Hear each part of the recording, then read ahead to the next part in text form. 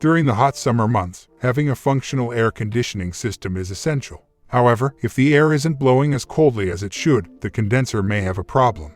What are some of the most typical signs of a bad AC condenser, and how can they be fixed? Let's find out. It's the Car Problems YouTube channel. Subscribe and let's get started.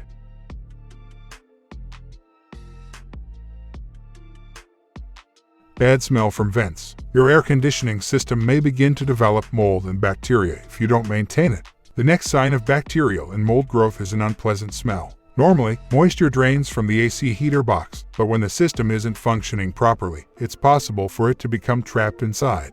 The smell is brought on by a buildup of moisture. The Centers for Disease Control advises against entering mold-infested areas. If your immune system is already weak, it can cause a stuffy nose, wheezing, coughing, sore throat, skin rash, and burning eyes. It's crucial to run the AC system frequently to avoid mold growth in the system. We advise turning on the defrost and air conditioning at least once per week for 10 minutes. You prevent moisture from accumulating by allowing the system to flow. Warm air from vents. When warm air emerges from the vents, this is the most typical sign that there is a problem with the AC condenser. One of the most likely causes of this symptom is the condenser because it cools the air. One of the most frequent causes of condenser failure is a leak, but there may be other leaks as well. If the system is running low on refrigerant, you need to identify the source of the leak. There are additional AC parts that could have failed, making the cabin warmer. Even a blown fuse could be the culprit if the AC isn't functioning properly. Dashboard warning lights. Generally speaking, a condenser failure is not indicated by any warning lights. However, the code might be set for something else if an electrical issue arises as a result of the condenser failure. To learn more about the DTCs discovered with your compatible scanner, just Google any online trouble code database. Leaking AC refrigerant.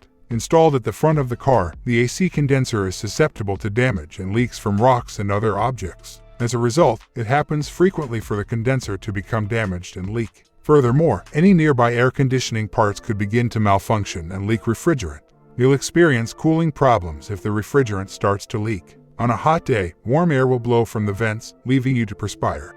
An overheating engine while idling. Although this symptom is unlikely to occur frequently, we felt it was important to mention nonetheless. The engine may have to work harder if there is no external airflow if the condenser's external fins clog. Consequently, while the car is idling, the engine could overheat. If you notice issues, you might want to turn off the air conditioning system to help prevent overheating. You can encourage the engine to cool down by easing the strain on it. To save time idling the car, you can also try to use the highway rather than city streets. How much does it cost to replace an AC condenser? It typically costs between $600 and $850 to replace the AC condenser. The labor could add another $125 to $500 to the part's potential cost of $350 to $475. The make and model of your car, the mechanic's shop where you take the car, and the difficulty of the job all affect how much it will cost. By doing the work yourself, you can save a significant amount of time. You would have to spend a lot of money purchasing the necessary equipment if you didn't already have it. The costs might not be justified for those who don't intend to use the equipment once more. How to test an AC condenser. There are two ways to check for leaks in AC condensers. One can be done at home with no problem, while the other is typically the domain of mechanics. We've provided instructions for both. Without a leak detector, verify that the AC system has a full charge. Utilize a solution of water and soap on the AC parts. Be on the lookout for bubble-like leaks that may signal a problem.